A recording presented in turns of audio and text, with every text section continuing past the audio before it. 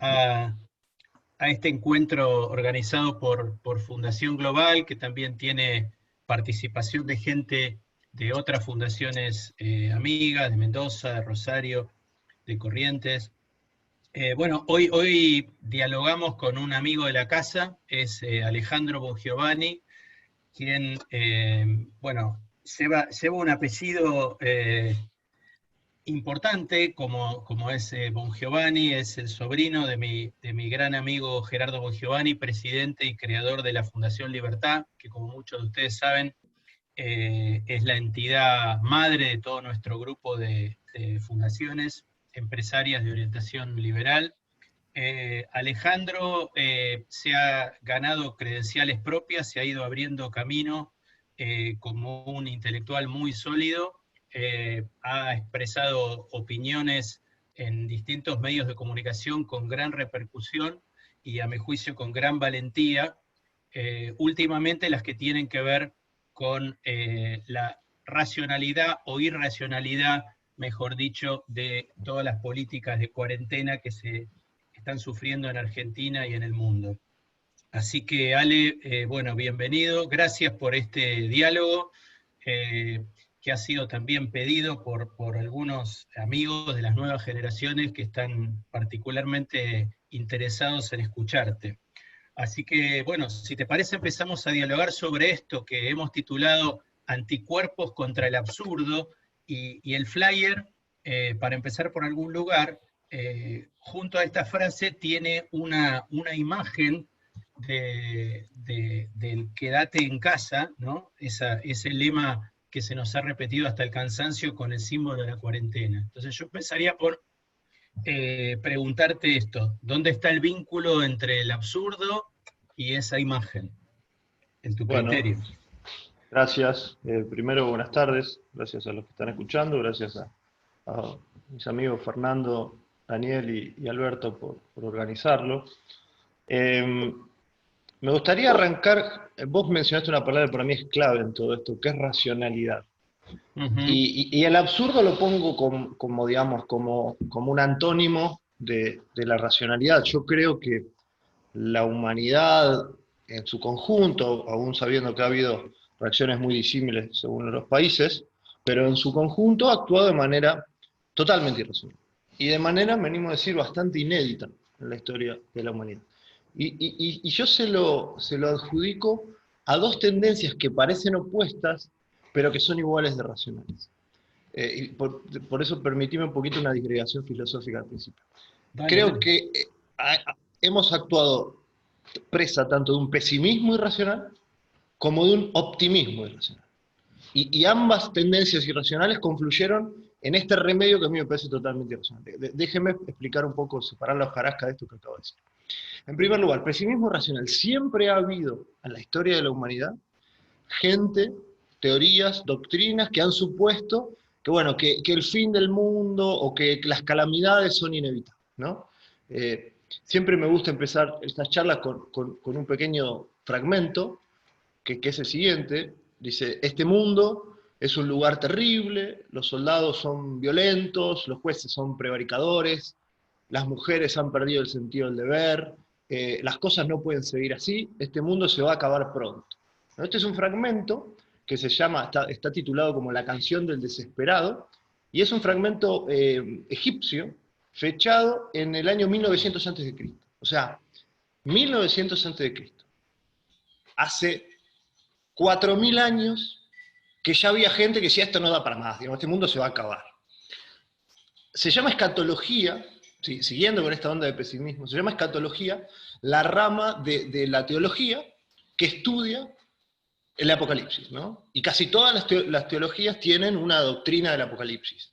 En algún momento el hombre, pecando por querer parecerse a Dios, o querer producir de más, o por ser demasiado ambicioso, o lo que sea, después podemos derivar cómo se hace una lectura del capitalismo como esta suma de vicios, merece que el mundo termine, que merece el apocalipsis, merece la tragedia.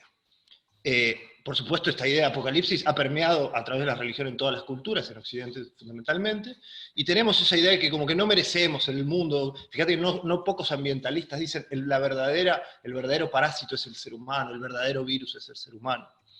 Doy un ejemplo más de este pesimismo irracional. El reloj del fin del mundo. Y ustedes mirán, ¿qué diablos es el reloj del fin del mundo? El reloj del fin del mundo existe.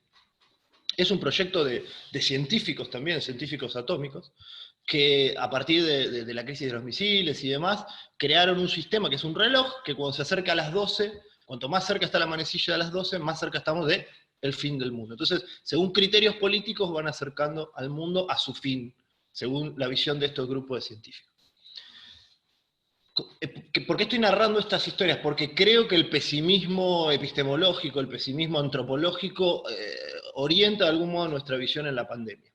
Y en esto el más pesimista de todos los científicos y de todos los pensadores, mejor dicho, y no lo traigo a colación en vano, es el famoso Thomas Malthus, este obispo anglicano que en 1798 publicó un libro que se llamaba Ensayos sobre el principio de la población, que decía simplemente que la población crecía de manera geométrica y el alimento crecía de manera aritmética, por ende iba a sobrevenir hambruna, carestías tremendas y casi toda la humanidad iba a perecer de hambre. ¿Qué pasó después de que Malthus escribió este libro? Bueno, la revolución industrial surtió efecto y no solo no pasó lo que dijo Malthus, sino que vivimos la época de abundancia y riqueza más importante de la historia del ser humano. Hubo menos pobreza, menos horas de trabajo, más expectativa de vida, menos mortalidad infantil, mayor acceso al agua, mayor acceso a la salud, más urbanización, más democracia. O sea, en todos los rubros que ustedes quieran, el mundo fue para mejor. Pero de algún modo seguimos con esta tendencia de que en algún momento algo va a pasar y algo va a ser malo y el mundo va a ser destruido. ¿Y por qué nombro a Malthus? ¿Por qué nombro a los pesimistas? Bueno, porque nosotros este año, la razón por la que estamos todos encerrados, se debe a un científico que es el Malthus de nuestra época, que no todo el mundo lo conoce, que se llama Ferguson, Neil Ferguson. Neil Ferguson fue el que hizo el modelo matemático que encerró a todo el mundo en su casa. El modelo matemático del Imperial College, que los tomaron algunos gobiernos, que decía, entre otras cosas, que se iban a morir 2 millones de personas solamente en Estados Unidos, 2 millones de personas solamente en Reino Unido. Proporción. Hasta ahora, con toda la catástrofe que pasó el coronavirus y habiendo pasado la ola ya por casi todo el mundo, murió aproximadamente medio millón de personas. Pero el modelo de matemático de Neil Ferguson era cualquier cosa. Y puso a todo el mundo en vilo y puso a todos los gobiernos a encerrarnos en nuestras casas y diciendo, como bien decía Fer, quédate en tu casa. Entonces digo, por un lado esto, el pesimismo irracional que nos mandó a toda nuestra casa sin siquiera tener un modelo matemático bueno. Y por el otro lado el optimismo racional. ¿Y por qué el optimismo? ¿Por qué algo? Yo no tengo nada contra el optimismo, sí contra la irracionalidad del optimismo. ¿Por qué? Porque no creo que sea casualidad que por primera vez en la historia de la humanidad la solución ante una pandemia sea encerrarse en su casa. O sea, nuestro mundo de abundancia relativa y de bienestar general nos ha llevado a pensar que podemos, entre otras cosas, no solo que podemos, que debemos evitar que personas de 80, 85 años mueran de un virus. Cosa que no es posible hacer. No es posible hacer.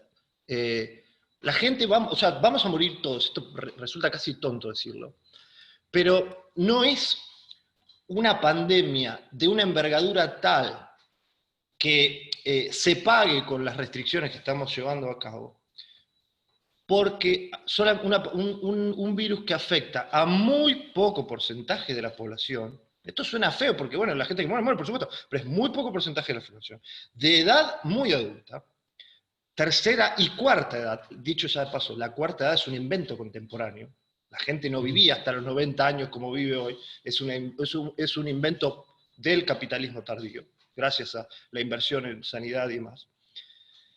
Y por este virus que haría reír a una pandemia del pasado, digamos, de nuevo, la gripe española mató entre 50 y 100 millones de personas, en la época en la que la población del mundo era 1.500 millones. 1.500 millones. La gripe española mató en 1918 entre 50 y 100 millones de personas. Estamos hablando de que el coronavirus mató en el mundo a 500.000, siendo 7.500 millones las personas de la humanidad en este momento. Entonces, a través de esta nueva sociedad de bienestar que está reblandecida, que siente que todo lo puede y está titulada para obtener todo, que todo es un derecho. Bueno, ha emergido el derecho a que nadie muera de una pandemia y que se gaste cualquier cosa, o sea, debemos pagar cualquier costo para que nadie muera de coronavirus, lo cual trae un problema ético terrible, después si quieres lo conversamos. Yo no creo que haya que salvar vidas a cualquier costo. De hecho, no lo hacemos nosotros en nuestra vida privada, tradeamos todo el tiempo, vida por otros disfrutes, y tampoco lo hacemos en la política pública. La política pública de ningún país del mundo implica que para salvar una vida hay que pagar cualquier costo. Pero de nuevo, ahí está la racionalidad.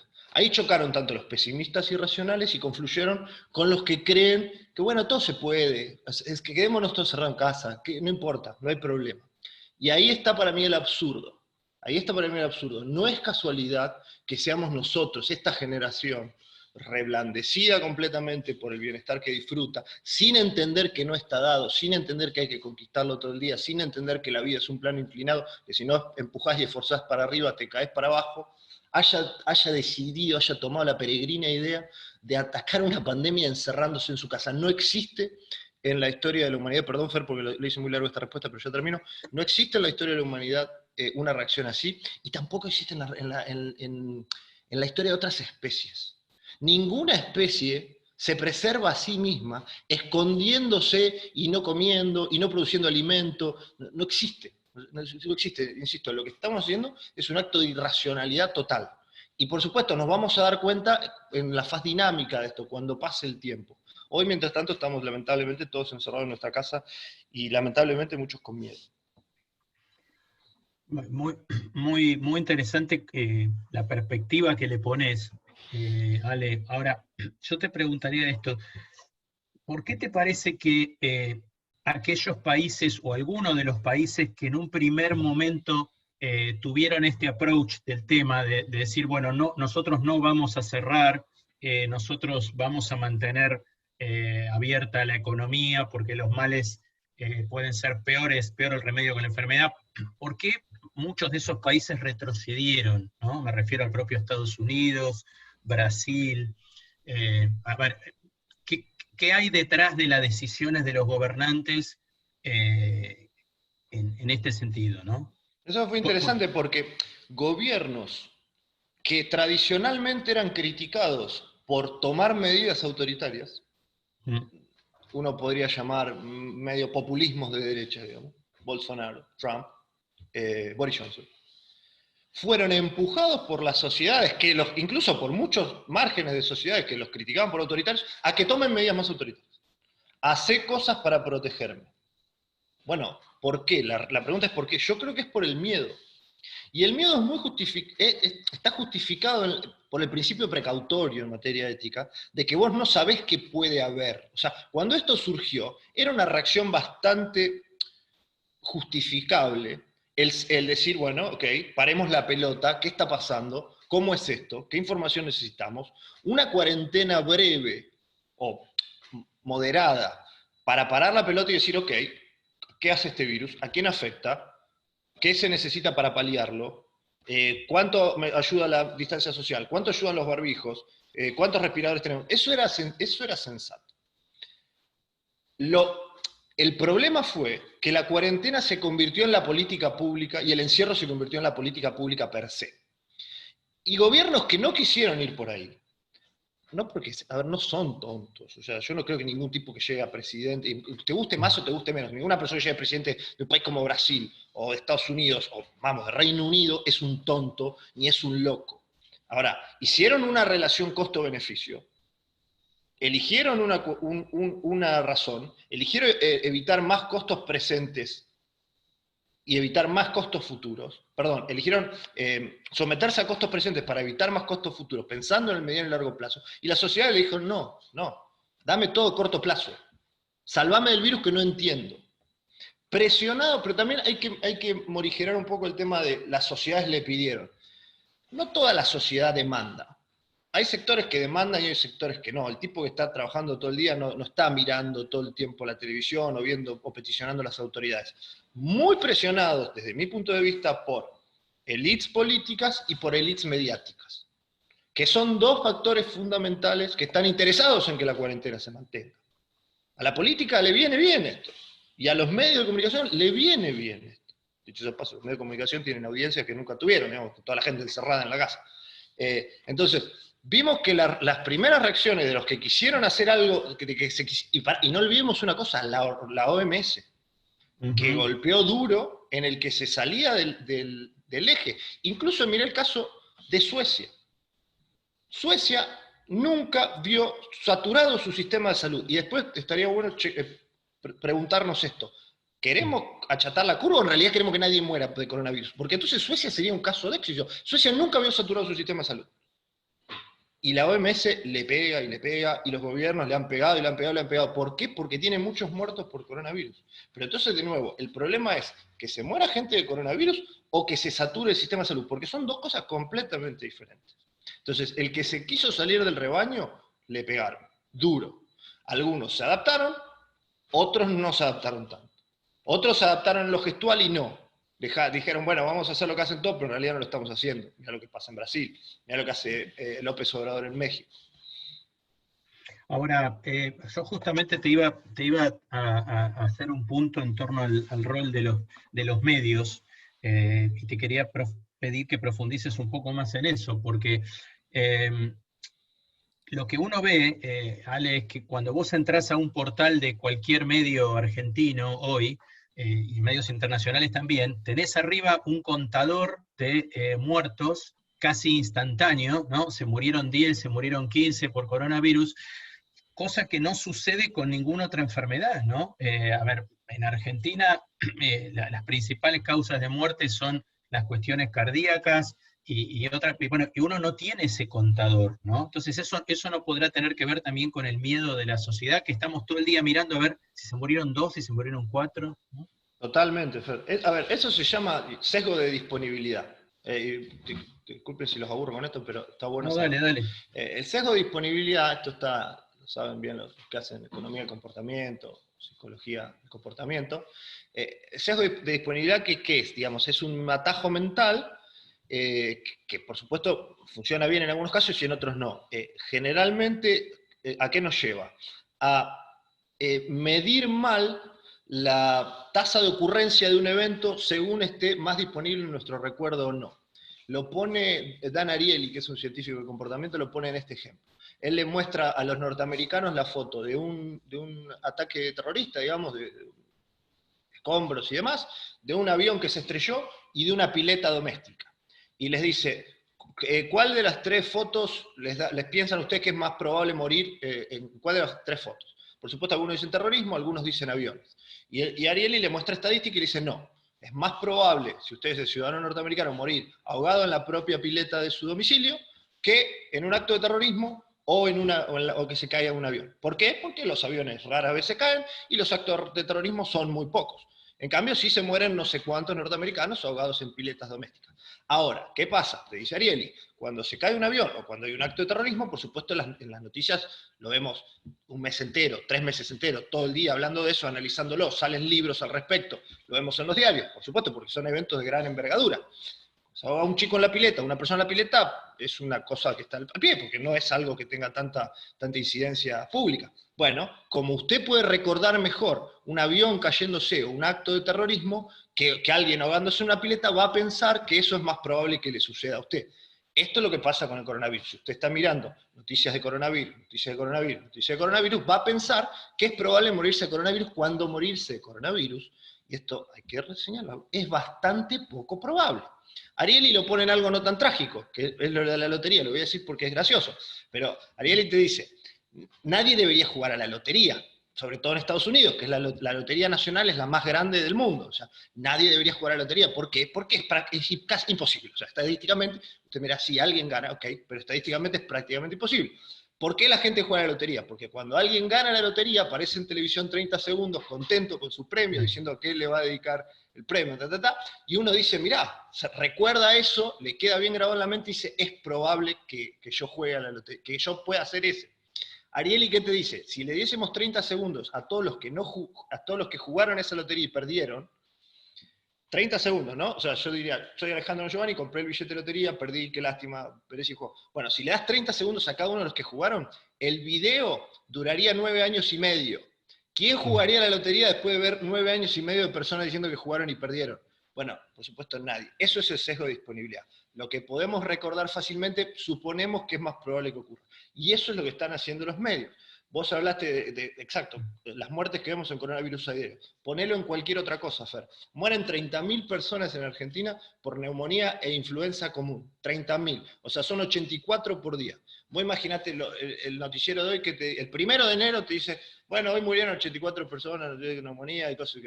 El 2 de enero te dice, bueno, ya llegan 170 de las personas.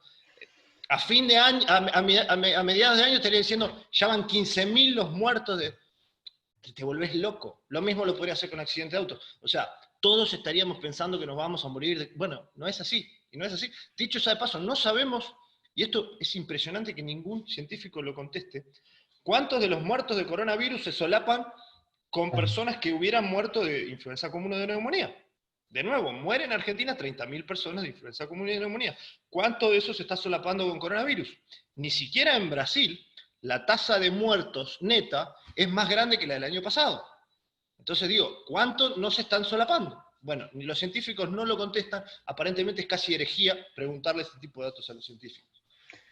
Ale, acá hay una pregunta en el chat que dice, ¿opinás que este método de cuarentena de encerrar a todos es más para avanzar sobre nuestras libertades, es decir, un mayor estatismo, o tenés alguna otra teoría?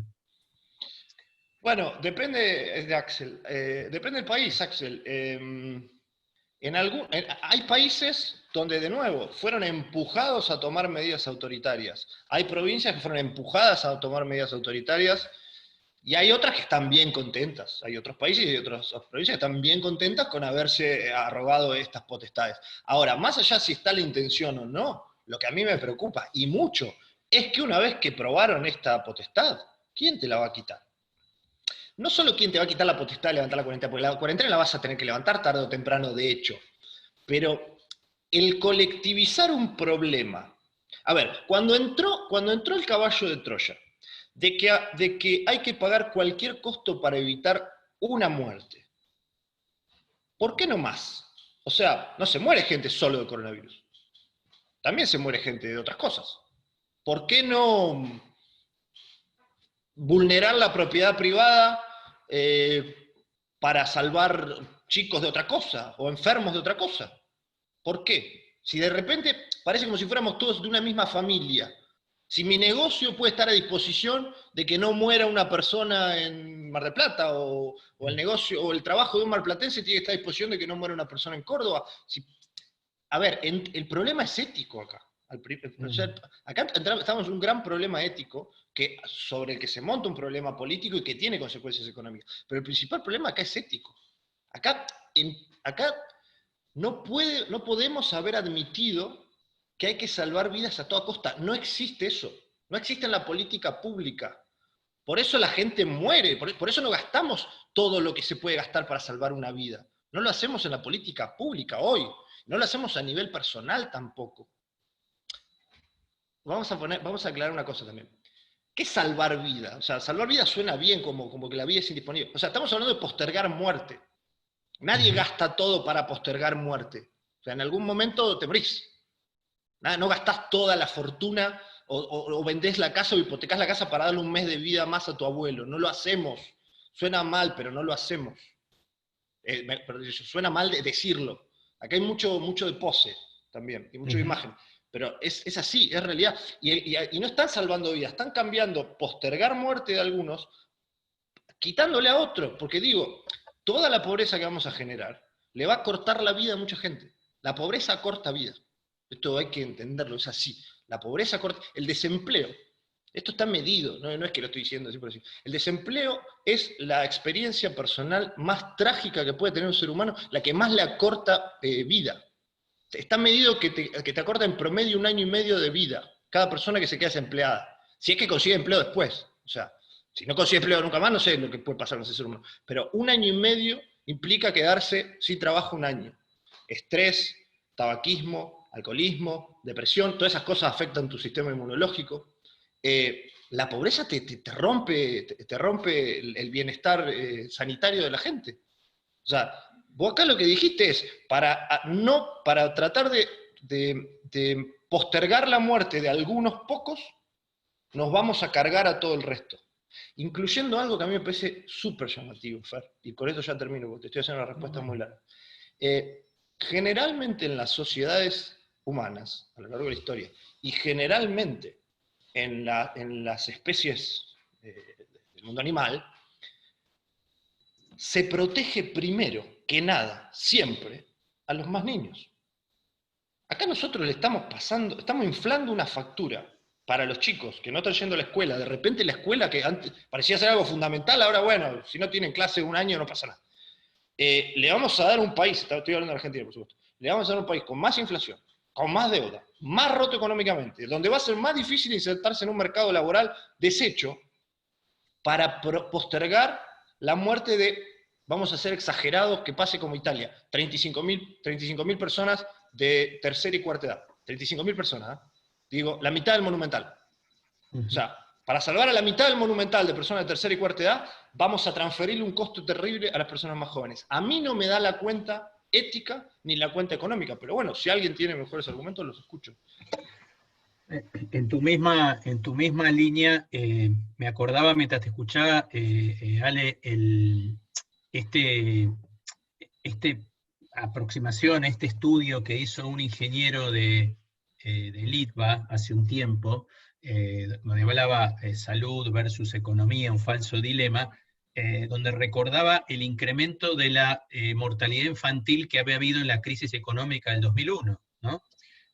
O sea que, digamos, podemos esperar en Argentina, a partir del impacto de la cuarentena, muchas más muertes, solo que por otro lado. ¿Lo ves así? 2000, me acuerdo, lo tengo presente, 2.750 niños más, en realidad, suena feo, niños menos en la Argentina, niños muertos, o sea, más, le sumó la crisis 2001-2002 a nuestra tasa de mortalidad. O sea, nosotros teníamos una tasa de mortalidad, la crisis le sumó 2.750 niños muertos por año más. 2.500 homicidios más. El otro día hablaba con Eugenio Bursaco, buen amigo nuestro, sí. Y me decía, recién llevó 8 años, 10 años, bajar el nivel de homicidio posterior a la crisis 2001-2002. Ya se está viendo en Argentina, todavía no empezó el homicidio, pero ya el mismo gobierno, recordemos lo que dijo la titular del Servicio Penitenciario Federal, te avisa que va a haber pico de delitos contra la propiedad. ¿Por qué? Porque las crisis aumentan el nivel de delitos contra la propiedad. Esos delitos contra la propiedad muchas veces van relacionados con violencia y muchas veces terminan aumentando el homicidio. Entonces digo, ni siquiera, si a vos lo único que te importa son vidas contra vidas, ni siquiera el tratamiento que le dimos a la pandemia y a esta cuarentena te da positivo. Ni siquiera en esos términos. O sea, vamos a generar más muertos, solo que van a ser muertos de mañana, que a la política no le importan, y de otras cosas. A lo único que le importa a la política es que no se muera gente de coronavirus. ¿Por qué? Porque hoy todavía, en la cuenta de la imagen de la aprobación, la única factura que te pasa a la sociedad son los muertos de coronavirus. Mañana será otra cosa. Y al político, y esto hay que recordarlo, y no estoy hablando de el político Alberto Fernández o el político Trump, sino estoy hablando de los políticos en general, como enseña la escuela del Public Choice, el político lo primero que hace es su propia cuenta de beneficio, de costo-beneficio. Y lo primero que hace es medir lo que le beneficia personalmente. Te quería preguntar esto, Ale, ¿qué repercusiones tuviste cuando empezaron a aparecer viralizados, como se dice ahora, tus videos o tus intervenciones o tus columnas? Porque no se escuchan muchas voces como la tuya diciendo estas cosas en la Argentina. ¿Qué reacciones tuviste? ¿Cómo te sentiste? ¿Cómo te sentís? No, a ver, no es. Me importa más el mensaje que el interlocutor. No tiene sentido que se haya viralizado lo que yo dije, digo, fue producto de que había mucha gente que opinaba lo mismo, pero nadie lo había dicho en público. Entonces se viralizó un pedacito de una conferencia y bueno, mucha gente se sintió representada en eso. Ahora, ¿qué dato es? A ver, yo te podría decir, bueno, yo soy genial. No, bueno, no me considero genial, no considero que haya sido genial lo que dije. Sí creo que había mucha gente que no estaba representada. Entonces lo lleva a la pregunta de por qué no hay gente que represente estas visiones, que es lo que vos estás diciendo, Fer. Bueno, Es triste. Mirá, yo tengo muchos amigos periodistas, muchos te dicen, che, yo con esto no estoy de acuerdo, pero no voy a ser el primero que lo diga. Es la autocensura, digamos. Hay muchos políticos que están en la misma, che, yo con esto estoy de acuerdo, pero no, de eso recibí mucho. Mucha felicitación solapada. Che, estuviste bárbaro. Privado. Claro, pero ¿y por qué no lo decís? Vos tenés micrófono, tenés llegada, tenés poder, ¿por qué no decís? No, yo no quiero exponerme. ¿Por qué? Porque los gobiernos, y este fundamentalmente, ahora sí hablo de este fundamentalmente, tuvieron la viveza de poner esto como una cuestión de que o estás a favor de la salud o estás a favor de la muerte. Entonces, nadie quiere estar del lado de la muerte. El falso dilema de salud o economía implica eso. Ah, vos estás hablando de economía, entonces estás en contra de la salud, estás del lado de la muerte. Para eso sirven los falsos dilemas, para eso sirve la falacia del falso dilema. Y creo que les ha dado muchos resultados. Me alegra ver que empieza a haber voces más críticas, pero si uno ve the big picture, habiendo pasado más de 100 días de cuarentena, habiéndose arruinado millones de negocios, habiendo cerrado las persianas un montón de locales que no las van a volver a abrir, habiéndose quedado sin empleo un montón de gente, la verdad que las voces críticas siguen siendo pocas y poco intensas desde mi punto de vista. Desde mi punto de vista. Y en este sentido, ¿cómo te imaginas el futuro inmediato en Argentina, ¿no? ¿Cómo imaginás la evolución de esto? La cuarentena, digamos, empieza a vulnerarse espontáneamente por la gente, ves a los gobiernos flexibilizando. ¿Cómo ves que sigue esta película?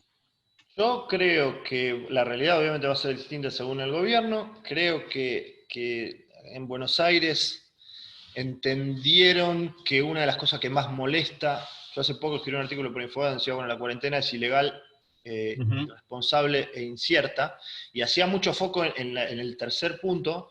Después vi que un trabajo del Observatorio de la Psicología Social de la UBA después de que yo escribí ese artículo, hice una encuesta sobre palabras claves que surgían con la cuarentena, y la primera era incertidumbre. Yo creo que al menos el gobierno de la Ciudad de Buenos Aires va a intentar eliminar la cuestión incertidumbre. ¿Qué es esto? Es plantear escalones o fases, o como lo quieras llamar, progresivas, y que te permitan decir, bueno, en septiembre la circunstancia va a ser esta, en agosto va a ser esta, en noviembre va a ser esta. Porque la incertidumbre te rompe psicológicamente. Te rompe psicológicamente a uno en la vida normal, pero además imagínate lo que le genera a un tipo que tiene un negocio, que tiene una empresa. ¿Qué hago? ¿Le compro mercadería al proveedor o no? ¿Podré abrir la semana que viene o no?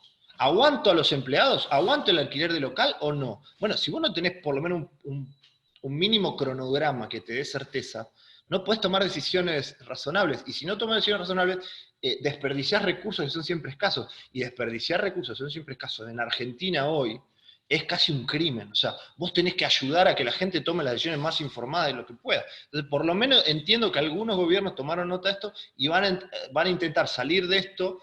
Casi ninguno tiene una exit strategy, esto lo dijimos en el primer momento, entramos a la cuarentena sin saber cómo salir, pero van a tratar de armar alguna con escalones. Ahora, el problema es la provincia de Buenos Aires, todos lo sabemos, está complicadísima, más allá que a uno le guste más, menos Kicillof, la provincia es grande, ustedes viven otra realidad, pero todo lo que es el conurbano está complicado. Está bien complicado y no sé qué va a pasar ahí.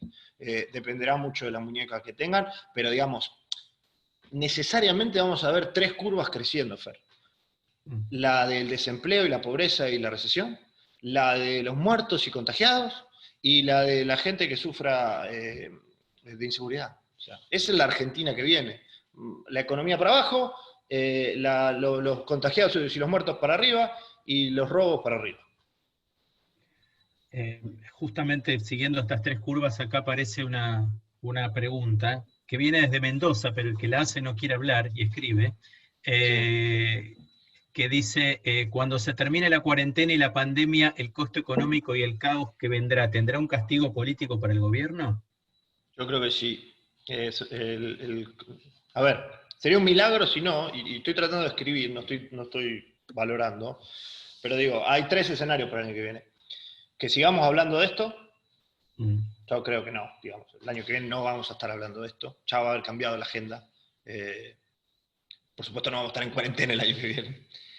Que haya un rebote, o sea, que hayamos caído y hayamos rebotado, lo veo muy difícil. Casi imposible, me animo a decir.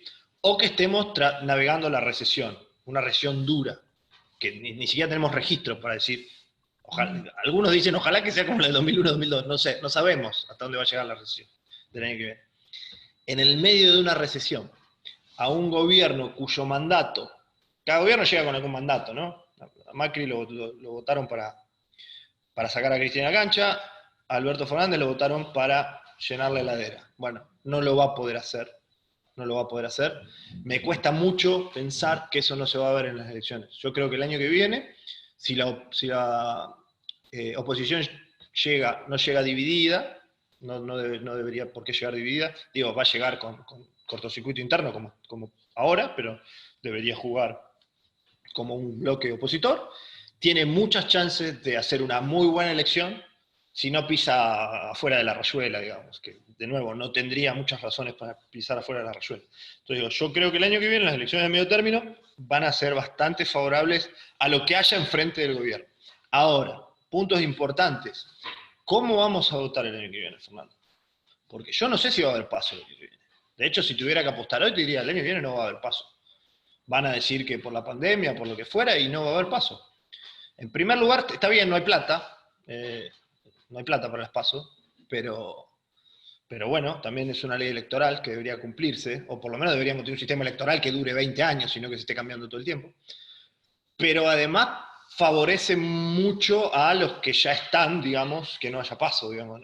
El año que viene no vas a meter un candidato de la nada, no vas a inventar un candidato. ¿Cómo inventás un candidato sin plata, sin poder moverte, sin paso? Y también entonces, ¿con qué sistema vamos a votar? Si habrá o no paso. Y después, ¿qué Argentina va a votar? Y ahí ya no es por ahí tanto el año que viene, pero sí el 2023, que es una pregunta que yo me hago mucho. O sea, la pobreza, vamos a una pobreza de 1 cada 2 argentinos pobres. Vamos a una pobreza infantil del 60% en lo dinámico. ¿Qué demandas va a tener esa Argentina? O sea, lo voy a poner en términos más crudos. ¿Cuánta pobreza se banca la democracia y la república? ¿Cuánta pobreza se banca? ¿50, 60, 70? O sea, no sé, 70% de pobreza. ¿Vos crees que las demandas del electorado van a ser dame institucionalidad, no a la corrupción? ¿O va a ser dame cosas, loco, porque me muero de hambre? De nuevo, no estoy hablando de lo estático, pero lo dinámico es bien preocupante en Argentina. O sea, nosotros estamos sufriendo un empobrecimiento ahora, en este momento, que todos los percibimos, algunos mucho más catastróficamente que otros, pero cuando salgamos de esta cuarentena y tengamos que consumir algo más que comida, nos vamos a dar cuenta de lo mucho que nos empobrecimos en estos meses. Entonces digo, me preocupa también qué país estamos dejando para la elección que viene, para la otra, y cómo van a influenciarse las demandas por la pobreza creciente que va a haber. Ale, para cerrar la charla, me gustaría pedirte un mensaje más dirigido a las nuevas generaciones, a estos chicos jóvenes, muchos de los cuales se contactaron con nosotros, que te querían conocer y que querían poder tener la posibilidad de intercambiar. O sea, eh, ¿qué mensaje les dejarías en este contexto bastante difícil que estás describiendo? No, bueno, a ver, casi que a los más jóvenes uno primero le tendría que ofrecerle una disculpa, pero porque, porque la verdad que nada, se van a tener que insertar en una Argentina dificilísima. Pero a mí, a ver, veamos las buenas noticias, que no son muchas, pero una para mí son los jóvenes. Y yo no soy un adorador de la juventud en tanto juventud. Se puede ser joven y ser malísimo, y se puede ser un joven y ser buenísimo, y se puede ser viejo y ser... o sea, pero los jóvenes de ahora tienen algo que a mí me gusta mucho, que es como que vienen sin la idea de pecado concebido. ¿A qué me refiero con esto? La política argentina ha estado demasiado a los tumbos, entre otras cosas por ese carácter culpógeno, atávico que tiene la política de todo el mundo tiene miedo de que por ejemplo, en la generación más nuestra, un poco más grande, yo no tengo nada que ver con los 90, así que no quiero hablar de libertad económica porque me comparan con Menem, no sé qué, yo no quiero que me comparen con Menem, no sé qué. Antes era yo no tengo nada que ver con la derecha, no quiero que me terminen tirando, por supuesto, con los militares, a los que uno no avala, pero digamos, siempre como un sentimiento de ser en la negativa a otra cosa, ¿no? Yo soy la negativa de esto, yo soy la negativa. Yo a los jóvenes los veo mucho más desprejuiciados, mucho menos culpógenos. Se dicen, por ejemplo, adoptan ideas de libertad, adoptan sin ningún tipo de problema. Creo que por eso está floreciendo bastante las ideas de mercado, de libertad en Argentina, porque los jóvenes no tienen problemas en decir, sí, me gusta esto, creo que esto es mejor para el país. Entonces, me entusiasma mucho este ebullir de ideas, de las ideas que, bueno, Fernando Chiqui las compartimos hace años, y que hay tantos jóvenes que se van metiendo nuevos, y que buscan formas de participar distintas, en toda esta desintermediación que hay, buscan formas de participar distintas, buscan formas de participar mucho más novedosas. Así que eso a mí me entusiasma. Nada, mi mensaje sería que sigan así, que sigan para adelante, que lo que uno pueda ayudar siempre va a intentar ayudar, pero a la Argentina no me gustan los mensajes refundacionales, pero voy a dar un mensaje refundacional. A la Argentina hay que hacerla casi desde cero. Desde cero, o sea, por lo menos en todo lo que son políticas públicas, no hay nada. O sea, Argentina lleva años sin políticas públicas, me refiero a políticas de largo plazo. O sea, ¿cuál es el plan de educación para Argentina? Bueno, no hay ninguno. ¿Cuál es el plan de infraestructura para Argentina? Bueno, no hay ninguno. ¿Cuál es el plan de seguridad? No hay ninguno. ¿Cuál es el plan económico? No hay ninguno. O sea, Argentina hay que hacerla de cero. La post-pandemia va a ser un buen momento para repensar, porque la post-pandemia nos va a obligar a repensar de manera un poco constructivista, que no me encanta, pero sirve, repensar lo que estaba instituido. No se viene un post-capitalismo, como quieren algunos intelectuales. Si la está pasando mal los países capitalistas, no tienen idea el destrozo que va a hacer la pandemia que está haciendo en los países no capitalistas, digamos. Vean lo que va a pasar en Cuba, lo que va a pasar en Venezuela, que uno ve lo dinámico y es atroz. Entonces digo, nada, prepárense para dar una batalla desde donde la quieran dar, desde las universidades, desde las empresas, desde los medios, desde los think tanks como Fundación Global. Prepárense para dar la batalla desde las redes sociales, porque Argentina, de nuevo, va a necesitar mucho músculo joven, mucho músculo joven. Ya hay mucho dirigente que intentó y fracasó, Bueno, hay que buscar gente nueva. Ale, la verdad que un enorme gusto escucharte, un gran soplo de aire fresco. Te felicito por lo que estás haciendo y gracias por este rato. Bueno, un gusto compartir con vos, Fer, como siempre. Bueno, gracias, Ale. Nos encontramos pronto. Y gracias a todos por participar.